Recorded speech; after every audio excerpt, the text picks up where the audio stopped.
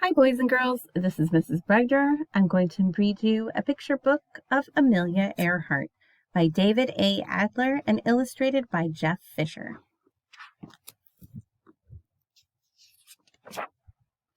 Amelia Earhart was born in Atchison, Kansas on July 24th, 1897.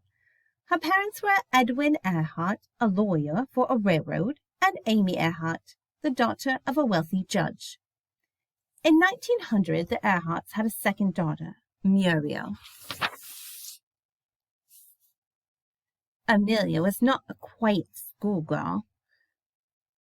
She threw mud balls, jumped over fences, played baseball and football, and shot her own .22 rifle to rid the family's barn of rats. When she was 7, she made her own roller coaster using fence rails and a pair of old roller skates. Although other girls their age wore long, ruffled dresses, Amelia and Muriel Earhart often wore loose-fitting pants called bloomers. The Earhart girls' behavior was shocking to some people, but Amelia wrote later, "Some elders have to be shocked for everybody's good now and then." Amelia was 11 years old when she first saw an airplane. It was 1908. 5 years after the Wright brothers had made the first successful flight. Amelia wrote later that at the time she thought it was just a thing of rusty wire and wood, not at all interesting. After high school, Amelia went to Argonaut School in Pennsylvania. Amelia was tall and thin. In a letter to her parents from school, she drew a sketch of herself dressed in a suit with a pleated skirt and wrote, I look like a broomstick wrapped round and round. And she wrote, Did I tell you I have a reputation for brains? Amelia spent Christmas 1917 with her sister in Toronto, Canada, where she saw soldiers who had returned from the First World War. Years later, she wrote, For the first time I realized what the World War meant. Instead of new uniforms and brass bands, I saw only the result of 4 years of desperate struggle.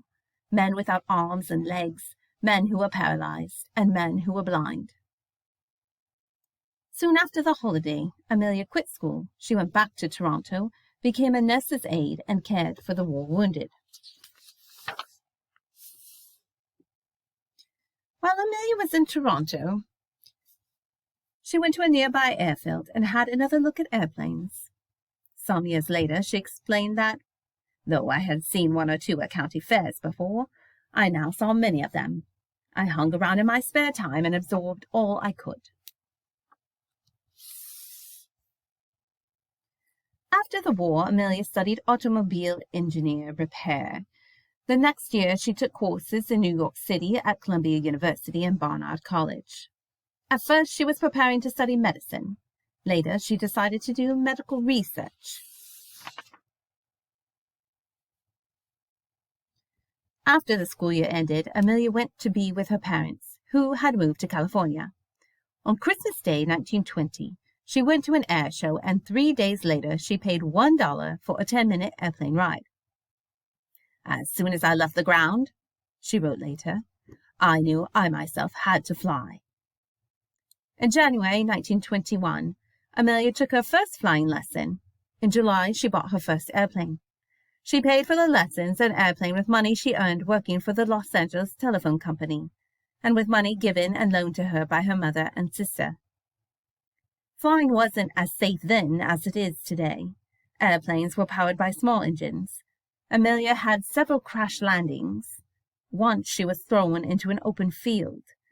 Another time, her airplane turned over in heavy rain, and Amelia, held in by her safety belt, hung upside down.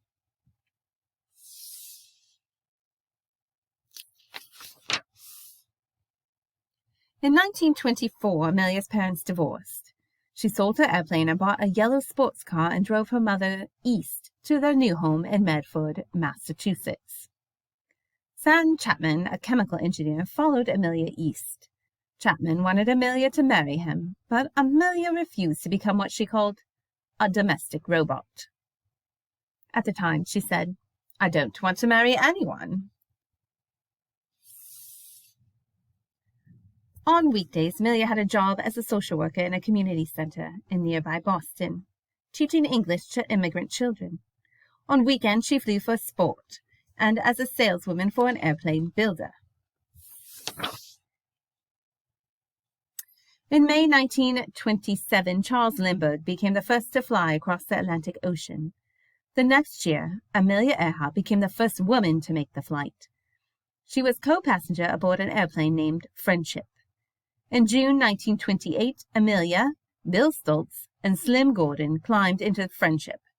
It was painted orange, so it would be easy to find in case of an accident, and fitted with pontoons, so if they couldn't complete the trip, they could land on the ocean.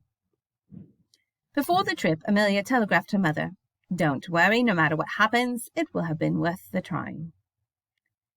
While Stoltz flew the plane, Amelia checked maps and kept a record of their speed and altitude. She also looked out the window at clouds she described as marvelous shapes in white. She wrote, "Gulping beauty." On June 18, 1928, after 20 hours and 40 minutes in the air, the plane landed in the water in the harbor of Bury, Port Wales. Amelia described the flight as a grand experience. But since she didn't pilot the plane, she said she felt like baggage.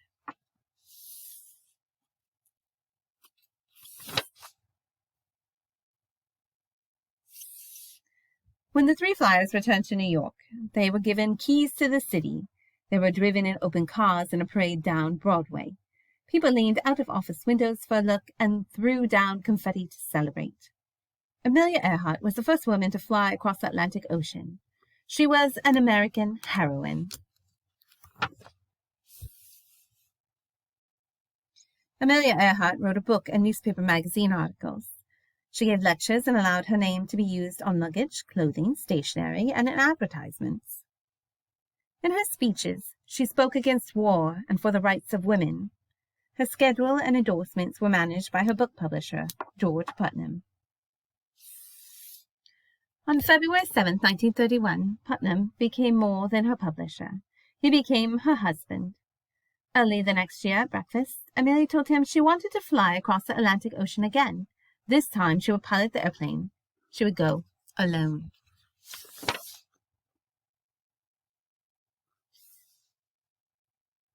Amelia Earhart took off in red and gold single-engine plane from Harbor Grace, Newfoundland, on May 20th, 1932.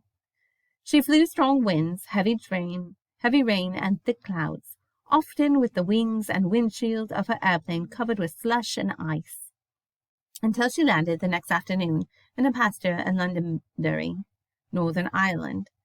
She said later that her landing frightened all the cows in the neighborhood. "Have you come far?" the first person to see her asked. "From America," Amelia Earhart told him.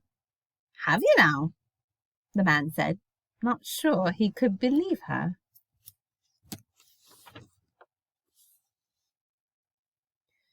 With this flight, Amelia Earhart became the very first woman and just the second person after Charles Lindbergh to fly alone across the Atlantic Ocean. She became one of the most celebrated people of her time.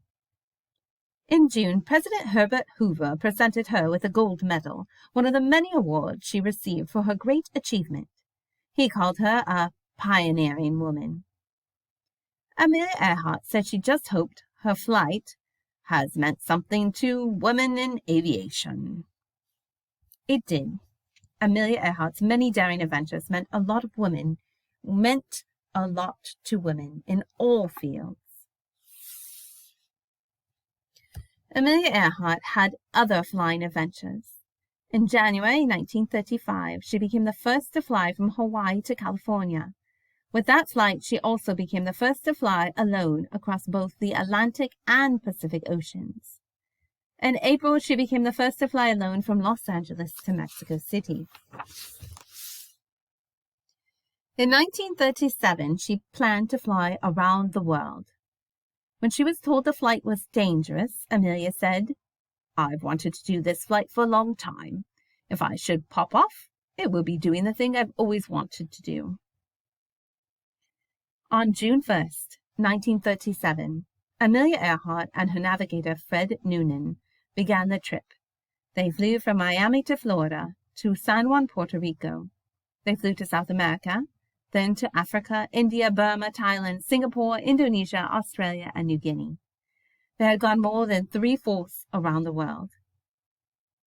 On July 2nd, they took off from Lae, New Guinea, for Howland Island, a tiny island in the vast Pacific Ocean. They never made it. Amelia Earhart and Fred Noonan disappeared somewhere in the Pacific Ocean. There was an enormous search, but they were never found.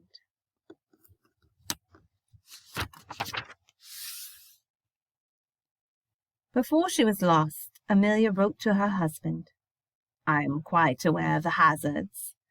I want to do it. Women must try to do things as men have tried. When they fail, their failures must be but a challenge to others." Amelia Earhart was America's First Lady of the Air. She was a courageous flyer, a pioneer. She risked her life to prove that in the air and elsewhere, women were up to the challenge. She certainly was. The end. Thank you for joining me for this story. I hope you all learned a little something about Amelia Earhart. Until next time.